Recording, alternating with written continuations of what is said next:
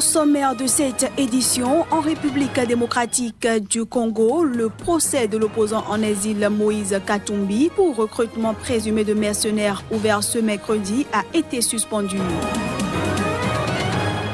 Réunis en assemblée générale ce mercredi, les magistrats qui réclament une sécurisation des tribunaux, la relecture de leur statut et la revalorisation des salaires ont décidé de poursuivre leur grève.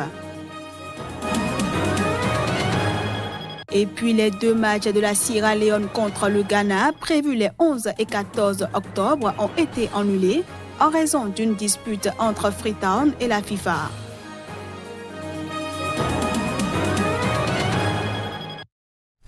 Voilà pour les titres. Bienvenue à toutes et à tous.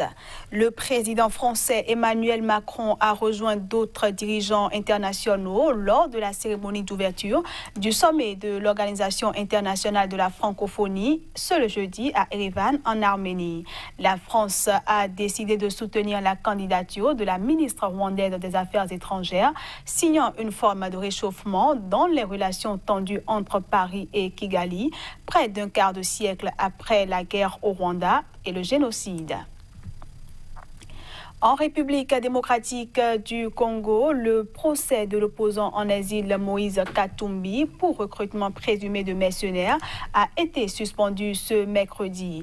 Il a été renvoyé devant la Cour constitutionnelle.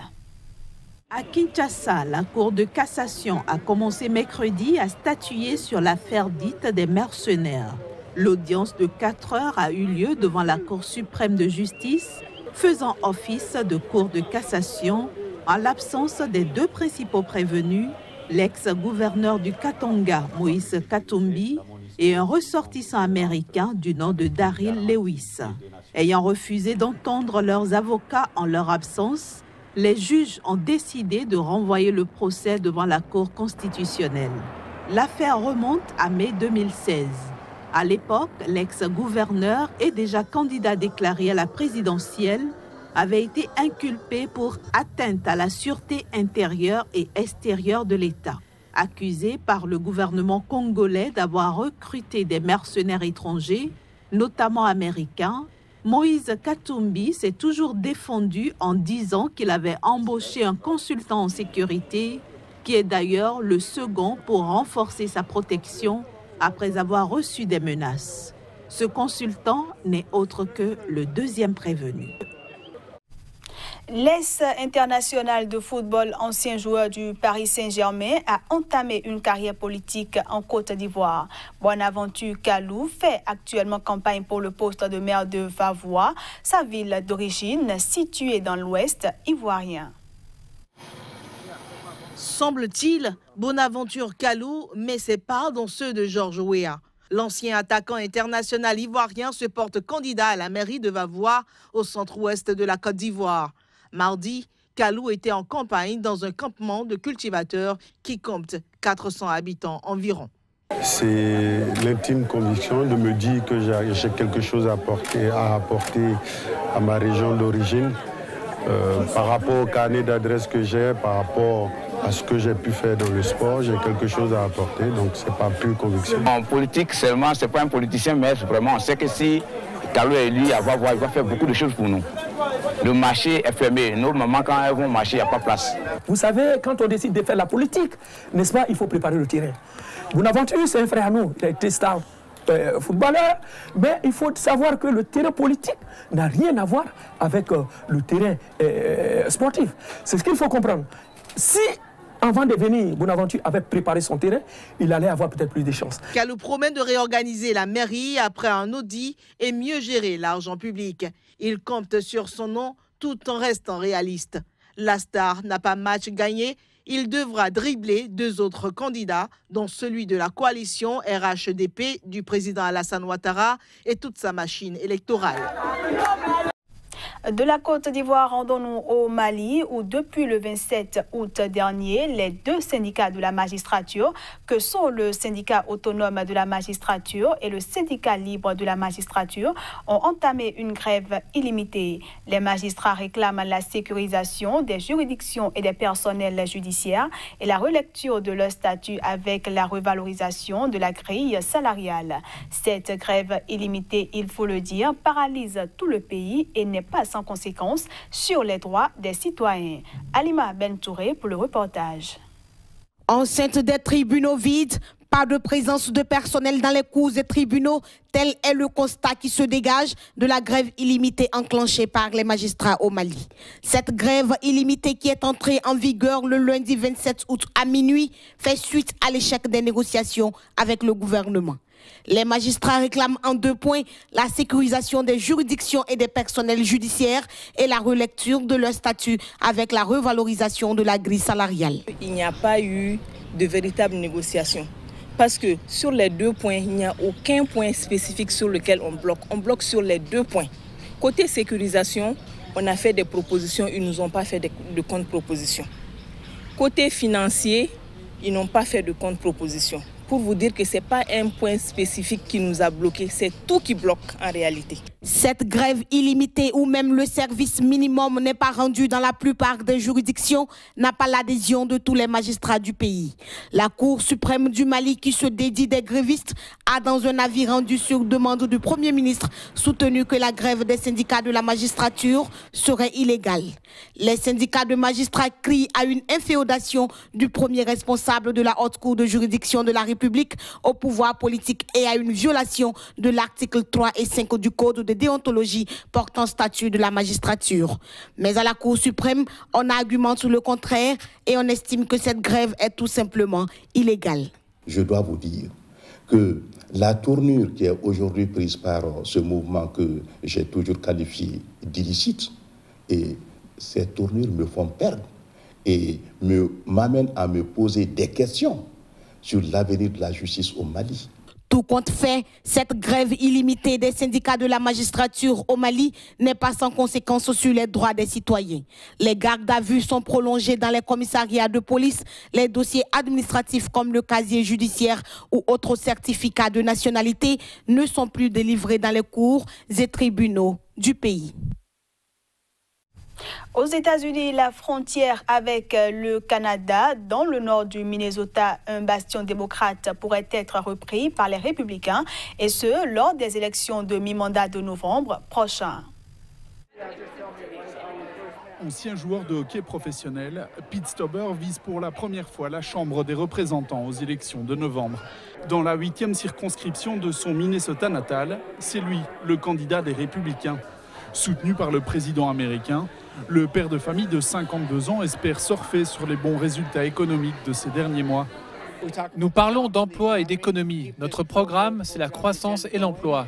Longtemps bastion démocrate, la circonscription a voté pour Donald Trump à l'élection présidentielle de 2016. Dans la région, l'économie locale repose largement sur l'industrie minière et sidérurgique. Donald Trump impose de lourds droits de douane sur l'acier et l'aluminium pour protéger la sidérurgie américaine. Une politique qui a convaincu le maire d'Eveleth, passé dans le camp républicain après près de 30 ans au pouvoir, en tant que démocrate. Ils sont tellement opposés aux mines, ils nous ont traités comme des moins que rien. Nous regardons davantage les candidats et nos besoins économiques. Et parfois, vous passez d'un parti à l'autre en soutenant les candidats qui vous représentent le mieux. Les électeurs passent aussi très facilement d'un camp à l'autre. J'aime voter en fonction du candidat. Les gens cherchent ce qui bénéficiera aux affaires et aidera l'économie dans notre petite région rurale. L'abstention aux élections de mi-mandat est souvent élevée. Seuls 40% des électeurs se rendent aux urnes. Mais le 6 novembre prochain, Pete Stauber, le hockeyeur, espère renvoyer au vestiaire son opposant démocrate et donner tort à tous ceux qui envisagent déjà une vague démocrate au Congrès.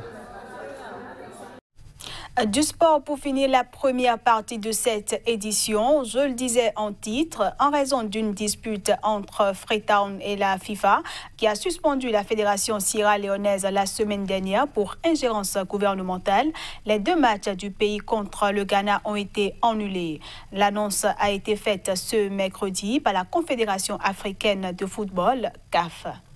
Ces 2 matchs de la Sierra Leone contre le Ghana prévus les 11 et 14 octobre entrent dans le cadre des éliminatoires de la Coupe d'Afrique des Nations 2019. Mais ils ont été annulés en raison du différend qui existe entre la FIFA et Freetown. L'instance mondiale du football reproche en effet aux autorités sierra-léonaises l'éviction de la présidente de la fédération, Isha Johansen, et du secrétaire général, Chris Kamara, par le ministre des Sports pour des soupçons de corruption, matchs truqués et direction défaillante. Et l'annulation des 2 matchs intervient alors que les autorités sportives sierra-léonaises avaient demandé mardi la levée de la suspension de la fédération. Pour l'heure, la CAF n'a pas encore précisé si ce forfait entraînait la disqualification complète des Leon Stars, ni si le Ghana allait récupérer 6 points sur le tapis vert. Précisons que la prochaine CAN est prévue au Cameroun du 15 juin au 13 juillet 2019. On retrouve à présent Génial Afouda pour la revue de presse africaine.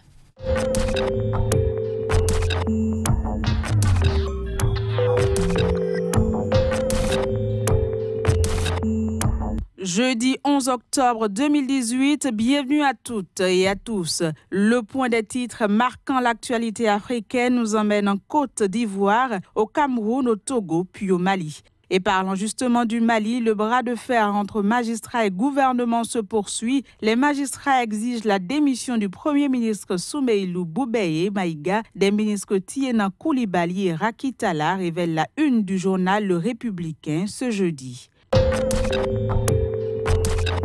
Tenue des élections au Togo sur la période festive de Noël et du Nouvel An, le gouvernement se tire une balle dans le pied, estime le journal Liberté. On reste avec Liberté qui se penche sur la question de sortie de crise concernant le processus électoral. La première page du quotidien nous informe de cette autre méprise de la CEDEAO sur le pouvoir RPT UNIR.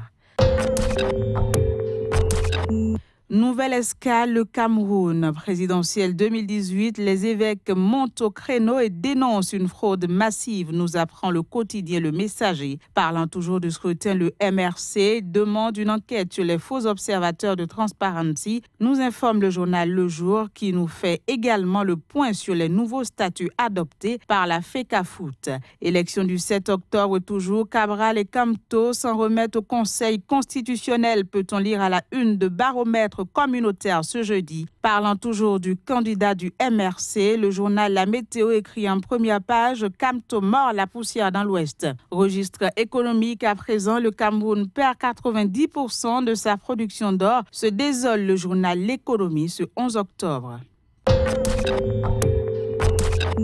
Puis en Côte d'Ivoire, Fraternité Matin nous informe de la participation de Duncan au 17e sommet de la francophonie ouvert ce jeudi à Erevan en Arménie. Parlant toujours du vice-président ivoirien, le quotidien Fraternité Matin nous apprend également qu'il appelle à œuvrer pour éviter les divisions. Voilà, amateurs de la revue de presse Afrique sur Sika TV, ainsi se referme le numéro de ce jeudi. Merci de nous avoir reçus chez vous. À demain pour de nouvelles informations.